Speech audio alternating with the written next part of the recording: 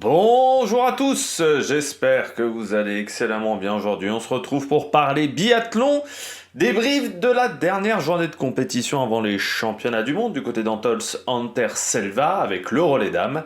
Et on avait également la poursuite homme. On va revenir sur ces deux épreuves, qui a été en forme, qui n'a pas été en forme. Et puis on parlera également du classement général de la Coupe du Monde. Et on parlera également des championnats d'Europe junior qui ont été compliqués pour les filles. Ça a été mieux pour les garçons avec une nouvelle médaille. N'hésitez pas à vous abonner à la chaîne, à réagir dans les commentaires, à mettre un pouce bleu, à partager la vidéo sur les réseaux sociaux, notamment auprès de vos proches si vous pensez que ça peut les intéresser.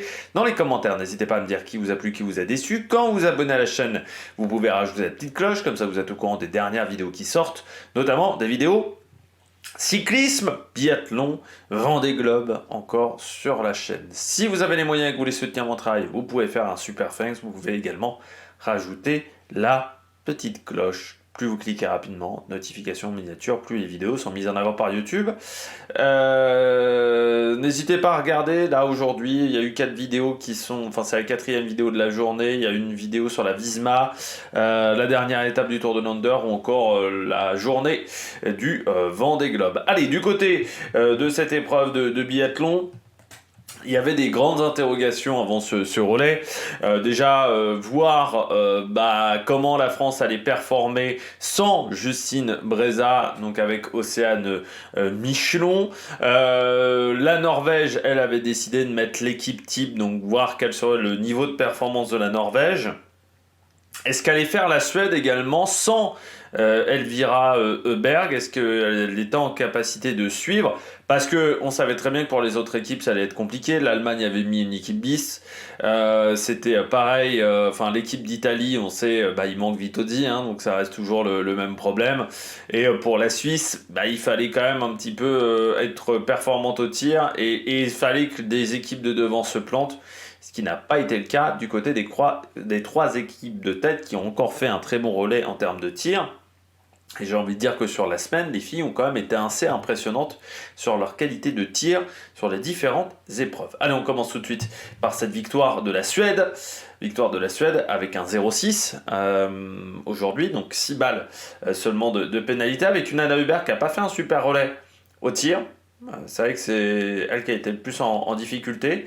Moi, je pense qu'Alvarsson a gagné sa place parce qu'elle fait encore un super relais et on l'avait vu lors du relais mixte simple aussi à Concholati, elle avait fait un super relais. Donc pour moi, ça sera Magnusson au départ, Alvarsson, Anna Hubberg, Elvira Hubberg.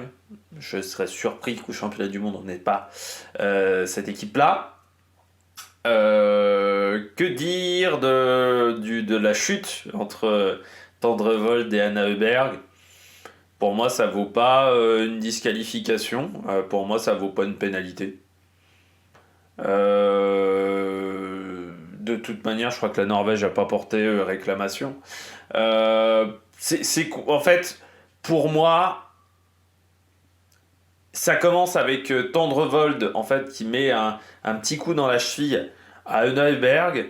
Anna Hubberg, ensuite, est en déséquilibre. Lorsqu'elle essaye de se rétablir, elle fait tomber Tendrevold. Pour moi, c'est du 50-50 parce que pour moi, les deux sont déjà trop proches l'une de l'autre. Voilà, donc de toute manière, quand tu es aussi proche l'une de l'autre, il va y avoir forcément une catastrophe. Et l'une comme l'autre pouvait se décaler un peu, donc il y avait un peu de place. Il y avait un peu de place pour Tendrevold, il y avait aussi un peu de place pour Hubberg pour se décaler. Et tu sais très bien que quand tu es côte à côte comme ça, un moindre petit déséquilibre, moindre petit coup, ça fait une catastrophe, quoi. Ça fait une chute. Moi, je voulais pas la disqualification d'Anna Hubberg. Je trouve qu'il y a des gens, notamment sur les réseaux sociaux, j'ai regardé Twitter, notamment sous la vidéo de la chaîne L'équipe. Moi, je trouve qu'il y a quand même des mecs qui pètent des câbles sur les réseaux sociaux, c'est assez extraordinaire. Mais pour moi, Anna Hubberg, pour moi, c'est du 50-50, voilà. Parce que l'une comme l'autre crée un déséquilibre pour leur adversaire. Pour moi, en fait, il n'y en a pas une qui fait plus faute que l'autre. Donc après, je me dis, disqualifié. Et puis en plus, bon, regarde, Johannes Beu, par exemple, Jacqueline, on ne disqualifie pas. Il aurait fallu quelque chose d'un peu plus important pour disqualifier. Vraiment un coup d'épaule, un coup de truc. Là, il n'y a pas de coup d'épaule hein, de la part d'Anna Hubert. Pour moi, dès le départ, de toute manière, il y a une erreur, c'est qu'elles sont trop proches. Mais c'est l'une comme l'autre, en fait, qui aurait dû se laisser un peu plus de place. Après, c'est aussi la configuration de ce dernier kilomètre qui va provoquer ce genre de choses en cas de duel, parce qu'il y a les 2 virages à 90 qui forcément t'obligent à être en première position si tu veux passer en tête. Parce que même s'ils ont allongé la dernière ligne droite, pour moi elle n'est pas assez longue encore pour vraiment réussir à revenir de l'arrière. Donc il faut soit être très très proche, et il faut surtout être à l'intérieur des 2 virages. Et pour être à l'intérieur des 2 virages, bah, dans cette montée, il faut cravacher. Après, Anna Heuberg, malgré tout, fait pas un super relais. Je trouve que ce qui est surprenant, moi je l'avais trouvé très bien à Ruhpolding, je l'ai trouvé moins forte sur les tirs en fait. Je trouve que sur le ski ça allait toujours ici en Italie, mais sur le tir j'ai trouvé qu'il y avait du déchet du côté d'Anna Heuberg. Par contre, super relais de Halvarsson, Anna Magnusson également fait sa course. Bon, Schottheim, pourquoi je privilégierais plutôt Halvarsson à Schottheim? Pour moi, Schottheim n'est pas suffisamment rapide sur le ski. Halvarsson est capable d'être top 30 temps de ski, ce que n'est pas capable de faire Schottheim. Donc c'est pour ça que je mettrais Halvarsson. Pourquoi moi dans le relais je mettrais Magnusson en premier? Parce que Magnusson en lanceuse, ça a toujours été efficace. Alors là je trouve quand même que Magnusson a eu beaucoup de mal à sortir ses balles, parce qu'elle met 2 balles de pioche. Elle rate 2 cibles, hein, mais elle a eu beaucoup de mal à mettre ses balles de pioche. Voilà, je trouve la première par exemple, elle met un temps fou avant de la sortir. Mais à la fin c'est quand même une victoire avec un 0,6, donc le contenu était bon aujourd'hui. La chute, pour moi, oui, Tendrevold est énervé, mais parce qu'elle tombe. C'est surtout ça, en fait, qui l'énerve. Et en plus, moi, j'ai bien aimé Anna Hubert qui va s'excuser tout de suite. Mais pour moi, Anna Heuberg est pas en tort. Enfin, pour moi, c'est du 50-50. Il y a des erreurs des deux côtés. Et on peut pas pénaliser l'une plus que l'autre. Faire gagner la France, ça n'aurait aucun sens non plus. Donc voilà, pour moi, le résultat est bon sur ce relais-là. Je trouve que la polémique n'a pas lieu d'être. Et j'ai vu. Alors moi, j'ai regardé la course sur HBO. J'ai pas regardé la course sur la chaîne Équipe pour une fois. C'était pour éviter les pubs parce que j'ai regardé le relais sur l'équipe et j'en ai eu. Ça m'a quand même gonflé les pubs sur le relais dames. Donc si, enfin, oui. Je m'exprime mal. J'ai regardé la course, mais j'ai pas regardé l'après-course. C'est vrai que j'ai regardé le relais, c'est la poursuite que j'ai regardé sur HBO parce qu'ils m'ont énervé avec les pubs. Mais j'ai vu après coup sur Twitter que je crois Alexis Boeuf s'est énervé contre la Norvège en les traitant de bisounours. Je pense que du côté de la Norvège, déjà, il y a quand même une question qu'il faut se poser. Est-ce que tu veux te mettre une autre nation à dos avant les championnats du monde? Parce que c'est un peu ça l'idée. Porter réclamation sur quelque chose d'aussi peu évident, je trouve que c'est pas l'idée du siècle. Et ensuite, pour moi, c'est pas évident, c'est pas clair. Donc quand tu portes réclamation, c'est que tu es sûr que ton athlète est dans son bon droit. Si t'es pas sûr, pour moi, il faut mieux pas porter réclamation. Là, je pense que du côté de la Norvège, ils pouvaient pas être sûrs à 100% du bon droit de Tendrevold. Donc pour moi, c'est vraiment du 50-50. Hein. Pour moi, il y a... Enfin voilà, il y a pas de polémique. Voilà. Bon, c'est mon avis après. La Norvège, donc en 2. Très bon relais quand même de la Norvège. Très bon relais au final. Moi, je trouve que Tendrevold quand même, bien sur les skis, pas top sur les tirs. Là aussi, c'est un peu comme Anna Heuberg. Je l'ai trouvé plus rapide sur les skis qu'à Oberhof, du côté de Tendrevold. Par contre, moins bien sur le tir. J'ai trouvé que cette semaine, il y a eu plus de déchets sur le tir. Tendrevold, encore une fois, Anna Heuberg a de la place aussi, hein, pour éviter le sprint. Tendrevold n'a pas réussi à mettre les balles au fond. C'est dommage. Je trouve aussi que Noten fait un bond sans faute, mais en fait, elle n'est pas très rapide sur les skis en ce moment, Knoten, par rapport à ce qu'elle était capable de faire à Orfilson, par exemple. En tout début de saison, je trouve qu'elle est en retrait en ce moment, Knoten. Fernstenwick fait un super relais. surtout pour quelqu'un qui n'est pas habitué à ce rôle-là. Les balles de pioche, ça met un petit peu de temps à les mettre, mais surtout elle rate sa première balle de pioche. Donc en fait, il n'y a qu'une cible de rater, mais elle s'y reprend à 2 fois. C'est normal, elle est jeune, pas habituée à ce rôle-là. Kerkai 2, par contre, fait un bon relais. Tendrevol, derrière, a un peu plus de mal à conclure. Après, bon, ce qui est frustrant, c'est qu'on ne sait pas si Tendrevol aurait été en capacité de battre Anna Hubert parce qu'il serait passé voilà, sur ce sprint. C'est surtout ça qui frustre. Mais en gros, c'est un bon relais. Voilà, cette erreur, je dis toujours, c'est vraiment bien quand tu fais 8 ou moins, quoi. Et à 6 et moins, c'est un super relais. La Suède fait 6. Donc c'est un bon relais avec une bonne qualité de tir. La Norvège, c'était pas mal aussi aujourd'hui. Voilà, dommage. En fait, dommage à la fois Anna Heuberg et Tendrevol. Je trouve que les leaders de ces deux relais n'ont pas fait une course parfaite. C'est ça qui me chagrine un petit peu.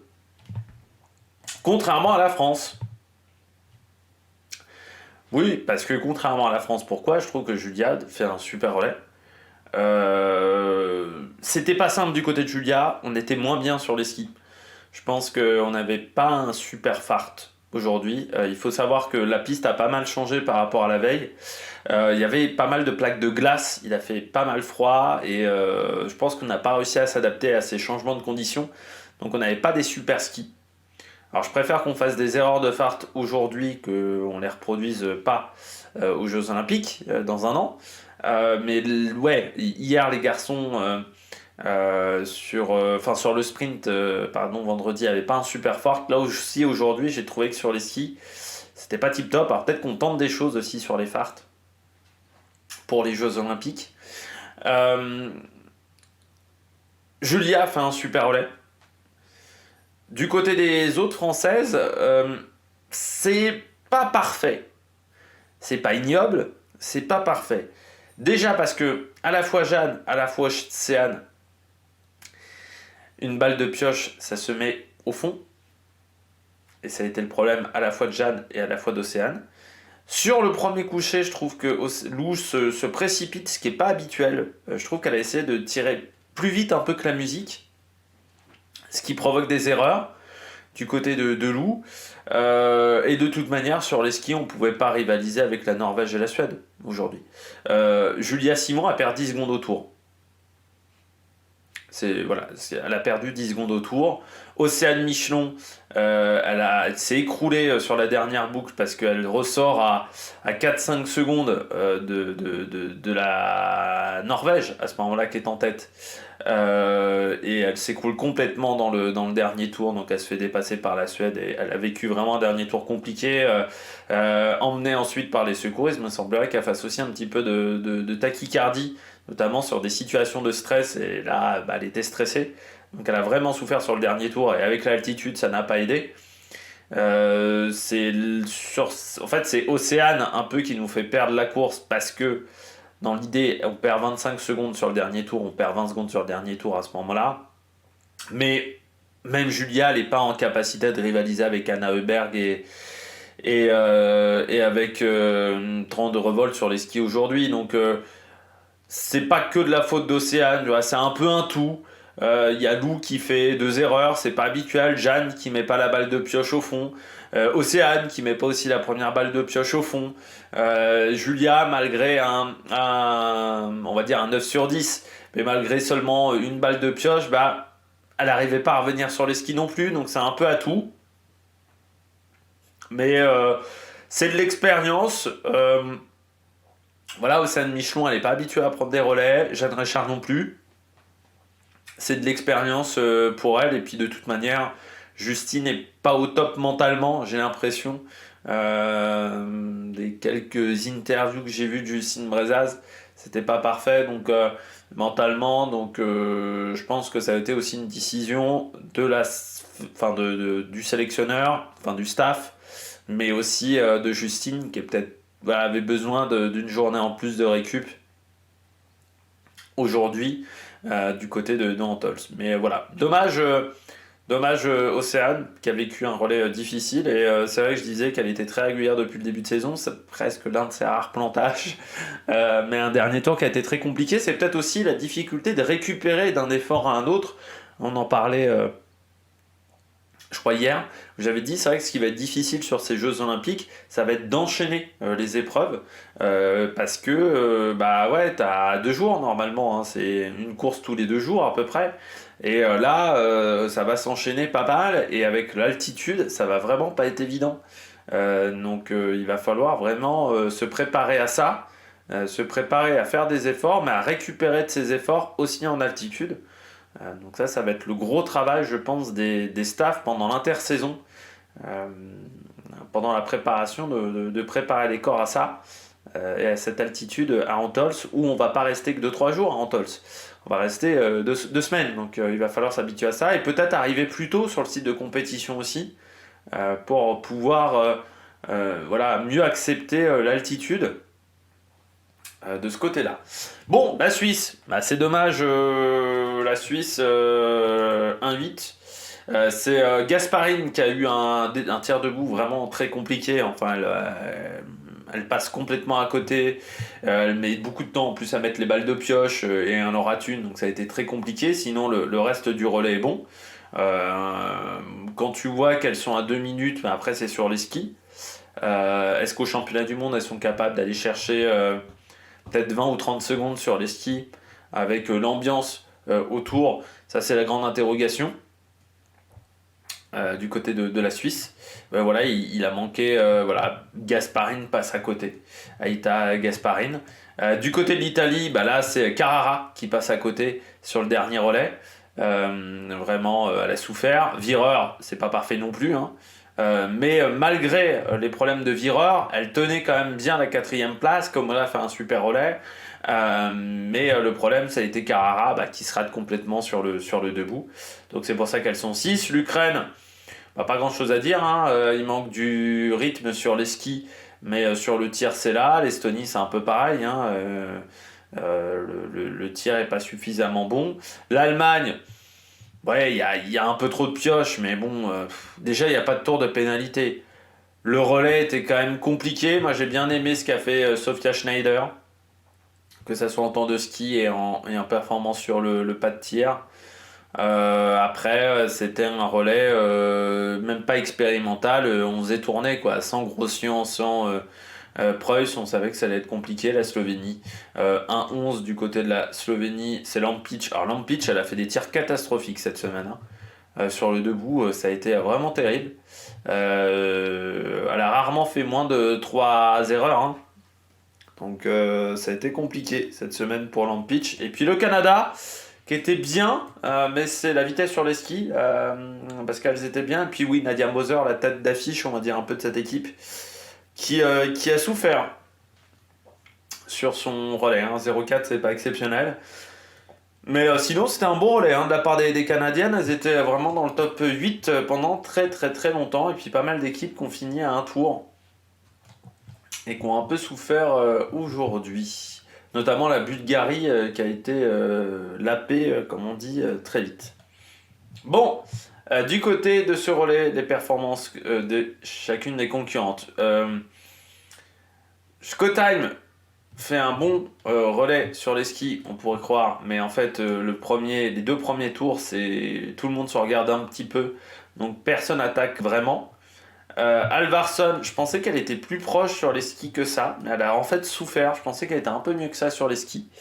Magnussen, bon bah, elle fait le relais, elle est solide, et puis elle est même plus solide que sur son sprint, je trouve.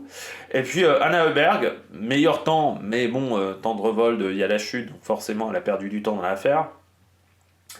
Et bah, vous voyez aussi sur les temps de tir, c'est plutôt.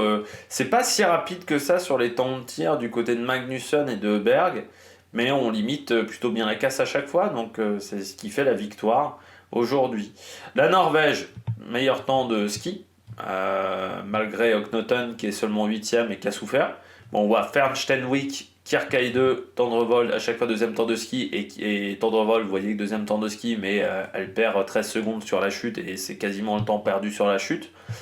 Temps de tir par contre un peu plus loin. mais c'est pas non plus catastrophique de ce côté-là. Knoten a été rapide sur son tir. Kierkeide a pas fait un mauvais tir non plus, donc c'est plus Tendrevol. Voilà, j'étais un peu déçu du relais de Tendrevol. Pas seulement à cause de la chute, hein, à cause aussi de la performance sur le tir. Aujourd'hui, mais on voit le temps de ski, on perd 30 secondes sur les skis. Hein. Voilà, le temps il est perdu sur les skis. Comme je disais, Océane elle a vraiment eu un dernier tour très très compliqué, elle est à 12 secondes. Mais voilà, Julia Simon, je disais qu'elle perdait à peu près 10 secondes par tour, donc c'est à peu près ça à la fin, elle perd 25 secondes. Hein. Donc ça a été compliqué. Par contre, Lou, elle aura des regrets sur son tir. Et Jeanne, elle a fait le job. Voilà. Donc c'est vraiment sur le... Parce qu'elle va vite sur son premier tir, je trouve. Hein. Alors oui, on a les balles de pioche, mais elle met que 13 secondes pour mettre les 2 balles de pioche. Donc c'est-à-dire que elle va 4-5 secondes plus vite au tir que la première. Et là, ça a été peut-être une erreur de sa part de faire un tir aussi rapide sur le coucher. Et Julia, tir correct hein, du côté de Julia, tout à fait correct. Gasparine et la Suisse, Lena Ikiros va quand même beaucoup mieux sur les skis cette semaine que ce qu'elle avait fait sur d'autres courses. Bazerga toujours en forme. Voilà, le tir raté de Gasparine coûte cher sur cette course. L'Italie, vireur pas top par rapport à ce qu'elle a fait sur les autres épreuves. Elle n'était pas trop dans son assiette, j'avais l'impression en voyant sa course. Après, c'est toujours le même problème. Alors, Orenthaler fait le meilleur tour, mais encore une fois, du côté de l'Italie, le premier relais, tout le monde s'est un peu regardé, donc on est un petit peu arrivé en paquet. Carrara, sur les skis, c'est pas mal, mais le tir n'a pas été bon. Et Komola, c'est pas suffisamment rapide sur les skis. Il te manque en fait un gros collectif du côté de cette formation. Et puis, après. L'Allemagne, comme je disais, Schneider, j'ai bien aimé son relais 3e. Bon, par contre, pour les autres, on est au-delà de la 8e place, 11e temps de ski. Donc forcément, c'était pas très simple aujourd'hui pour cette équipe. Et Lampic qui fait toujours le meilleur temps de ski du dernier relais. Enfin, de son relais, pardon, parce qu'elle était 3e. Ça, c'est assez habituel qu'elle aille vite sur les skis. Par contre, le tir, c'était pas ça. Cette semaine, il va falloir repasser sur le pas de tir pour aller s'entraîner d'ici les championnats du monde. On parle tout de suite de la poursuite du côté des garçons. Il n'y avait pas grand chose à jouer du côté des Français suite à un sprint qui n'avait pas été vraiment réussi, à part Eric Perrault.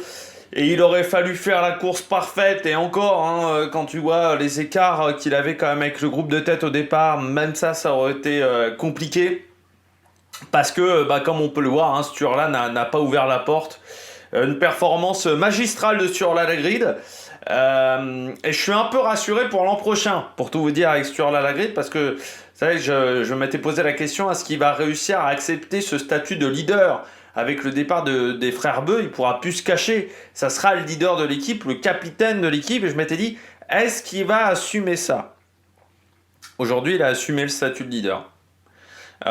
Contrairement aux autres fois où quand il avait eu le maillot, le dossard jaune, il n'avait pas été très bon, on va pas se mentir, mais parce que il n'avait pas encore dans sa tête, je pense, la mentalité de leader, et que là, avec l'arrêt des deux, je pense qu'il n'a pas la même attitude. Il n'a pas la même attitude, surtout, je pense, depuis l'affaire de la carabine en Suisse, où je crois qu'il a un peu changé à ce moment-là, où quand il avait tiré dans un mur d'un hôtel, et qu'il n'avait pas assumé dans un premier temps, qu'il ne l'avait pas dit aux responsables norvégiens. C'est pour ça qu'il n'avait pas participé à la Mastart de Lanzarote 2, pour ceux qui s'en souviennent. Et à ce moment-là, je pense qu'il se cachait un peu derrière les frères Beu. Et là maintenant, je trouve depuis le début de saison notamment, il assume un peu plus le fait de vouloir aller chercher le gros globe. Et là encore plus depuis l'annonce de la retraite de Johannes. Là aujourd'hui, il fait une super course. Et il n'y a pas grand-chose à acheter aujourd'hui. Un très bon temps de ski, une très belle performance au tir. Il marque aussi un peu...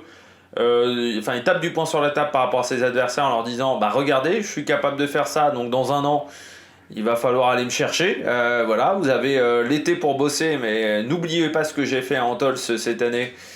c'était pas de la tarte. Et ensuite, il a totalement accepté ce statut de leader du classement général, qu'il n'avait pas réussi les dernières fois. Et pourtant, Tarrier lui met la pression, Giacomelli aussi, mais il a résisté à tout ça. Donc bravo Sturla. Et je pense qu'il avait encore une petite réserve de vitesse sur la fin, Sturla.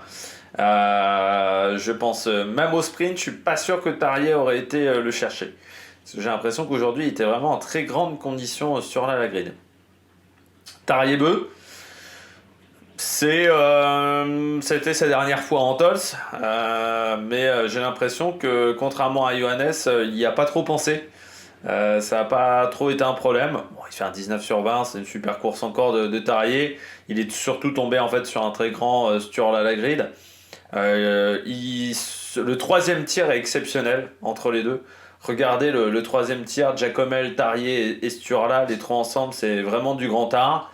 Le problème, c'est quoi là? Il y avait Tarrier-Beu et que, enfin, il y a le problème pour Tarrier, c'est qu'il y avait Sturla à la grid et que c'était impossible d'aller le chercher quoi. Aujourd'hui, vraiment, Sturla était au-dessus. Mais ça reste une bonne course. Quand on voit où il était au mois de novembre, au mois de décembre, et que notamment du côté de la chaîne L'équipe, tout le monde le défonçait, et que j'avais dit, moi j'attends encore un petit peu, ça reste Tarrier-Beu, ça reste... C'était pas catastrophique sur les skis, contrairement à ce que voulait nous faire croire Alexis Boeuf. Et j'avais dit, on va attendre encore un petit peu. Il a la réaction de champion sur la Mastart à Annecy Grand Bornand, elle est là, parce que je trouve que tout le monde l'avait un peu défoncé dans l'équipe de Norvège. Et derrière, il fait un super mois de janvier, donc ça reste, un super mois de janvier. Il fait un bon mois de janvier. Le seul problème en ce moment maintenant, comme je dis, Tarrier-Beu, c'est qu'il n'arrive plus à enchaîner les performances. C'est plus compliqué pour lui. C'est-à-dire que là, aujourd'hui, il fait un bon sprint. Vendredi, il fait un bon sprint. Aujourd'hui, il fait une bonne poursuite. Samedi, c'était plus compliqué. Il n'arrive plus à enchaîner les performances. Voilà, mais c'est normal. Il a 36, je crois. Donc le temps passe, voilà, du côté de Tarrier-Beu, et ses capacités de récupération sont un peu moins bonnes. Mais aujourd'hui, il était en forme. Giacomelli, c'est fou, hein. Une victoire, ça vous débloque un homme. Non, mais c'est vrai que si on regarde depuis sa victoire à Ruhpolding, c'est victoire, podium, un bon relais quand même hier. Bon, après, c'est l'équipe d'Italie, donc il n'y a pas forcément de podium, mais sur les 3 courses individuelles, il y a podium. Là, aujourd'hui, ce que j'ai aimé, moi, c'est qu'il a joué avec les Norvégiens. Souvent, dans ce genre de cas, quand on n'est pas norvégien, ces dernières années, on suit, mais on n'essaye pas de jouer avec eux. Il y a Eric Perrault qui avait joué, et Giacomelli a fait la même chose. Il a essayé de jouer sur la piste, sur le pas de tir, il s'est accroché.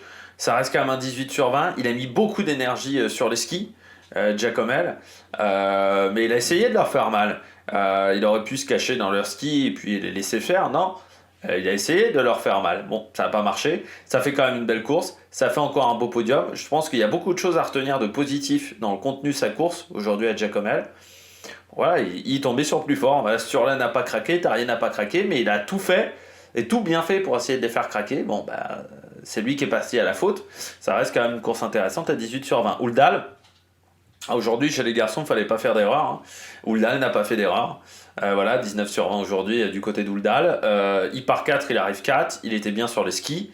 De toute manière, dans le top 10, il y a eu peu d'évolution au niveau du top 10.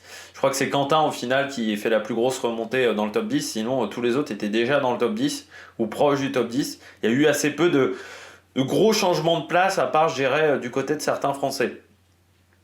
Donc Ouldal, il a fait sa course, elle est bien la course d'Ouldal. Et il est encore jeune.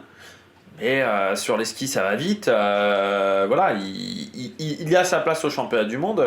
Sa place au championnat du monde, c'est pas une surprise, hein, vu ce qu'il monte depuis Orphilzone. Bon, le problème, c'est qu'il a encore peu d'expérience en Coupe du Monde. Voilà, Ouldal. Donc c'est ça son petit défaut pour le moment. Mais bon, on voit qu'il arrive quand même à enchaîner les courses, que c'est de mieux en mieux. Là, je pense qu'il a pris des repères à Antols pour l'année prochaine. Et il faudra le suivre l'année prochaine. Hein. Ça va être un coureur dangereux. Jakob Fak. Il a fait une bonne semaine, hein, Jakob Fak. Coureur d'expérience, hein, c'est vrai qu'il a 34, je crois. Donc là aussi, on est sur un mec qui est très expérimenté. Le relais hier était bon, le sprint était déjà bien du côté de Jacob Fak, deuxième cérémonie des fleurs. Je trouve qu'il fait pas un mauvais mois de janvier, même Jacob Fak. Donc il faudra suivre au championnat du monde. Je sais pas s'il y aura une médaille. Pourquoi pas sur la Mastart par exemple. Ça peut être une épreuve qui peut lui convenir. Mais il faudra le suivre quand même sur cette semaine de compétition. Et puis Johannes, bah, je l'ai pas trouvé bon aujourd'hui encore, hein. C'est vrai que les 3 dernières courses, le relais est pas exceptionnel. Là, je trouve que c'est pas fantastique de la part de Johannes.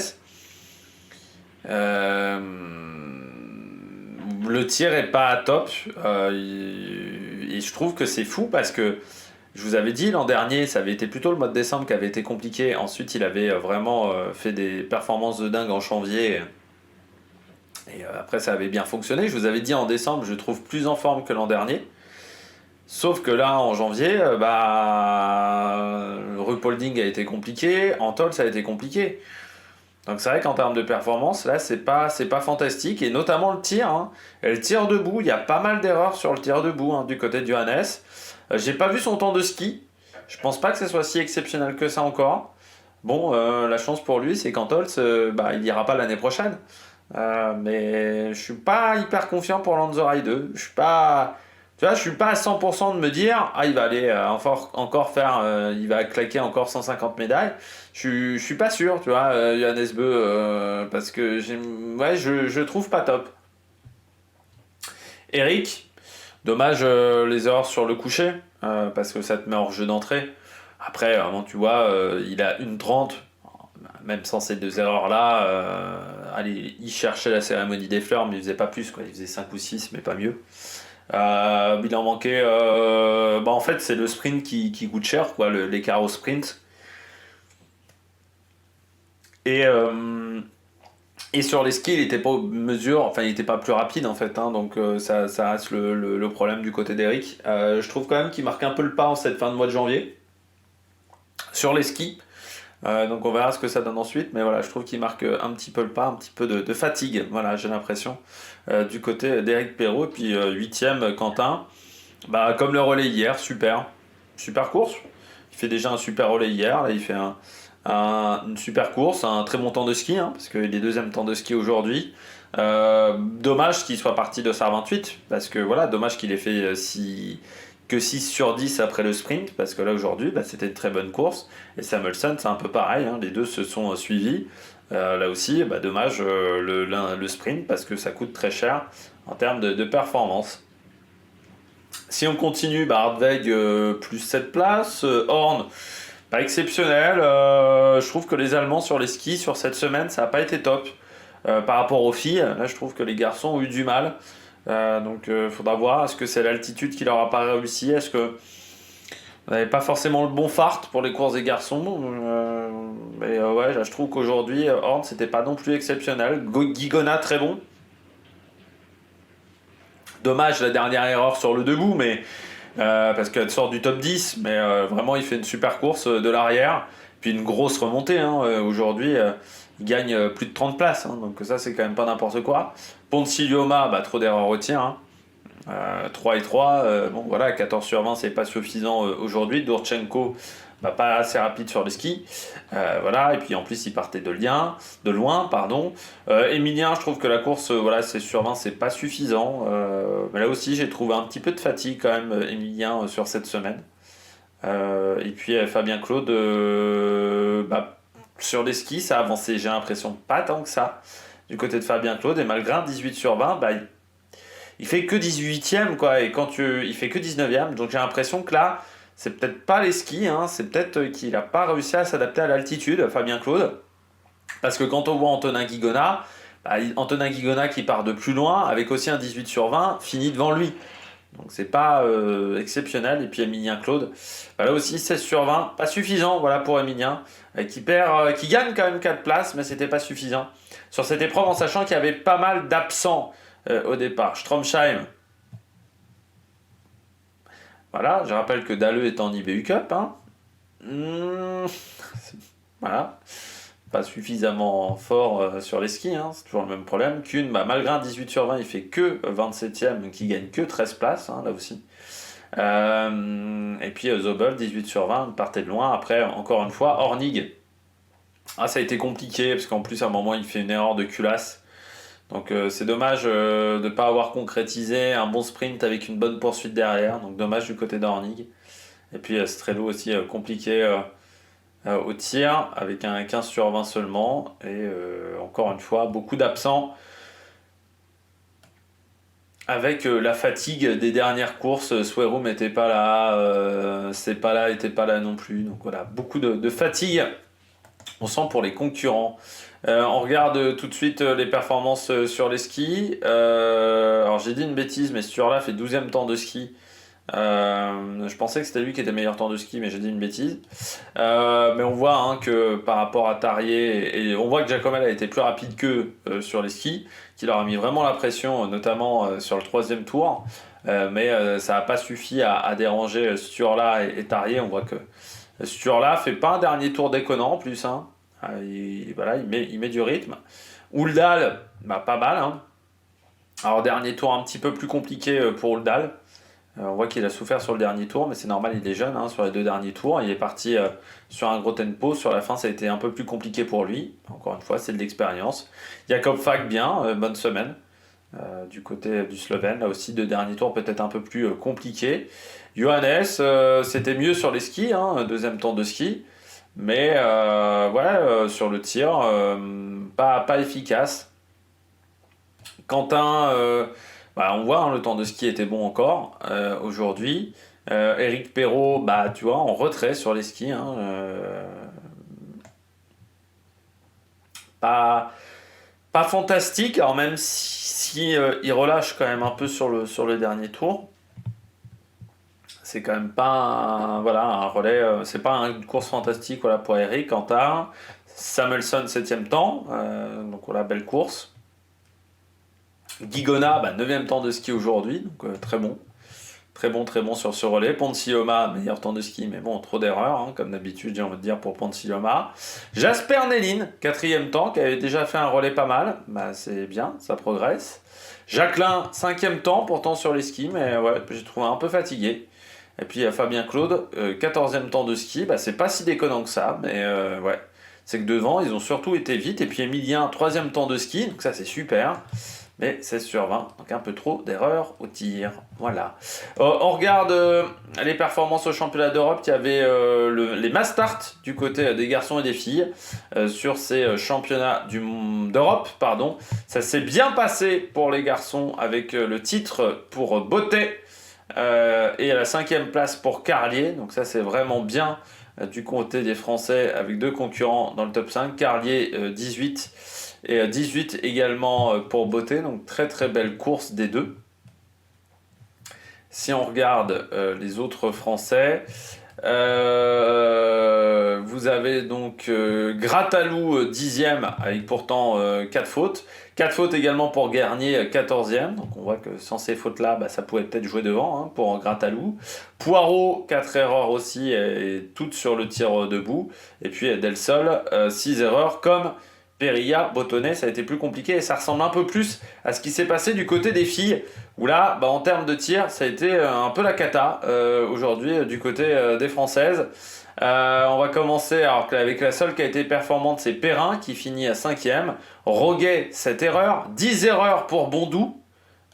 Contrairement au sprint, je ne sais pas ce qui s'est passé. Mahu, 7 erreurs, 9 pour Enaf. Là aussi, qui avait fait un beau sprint.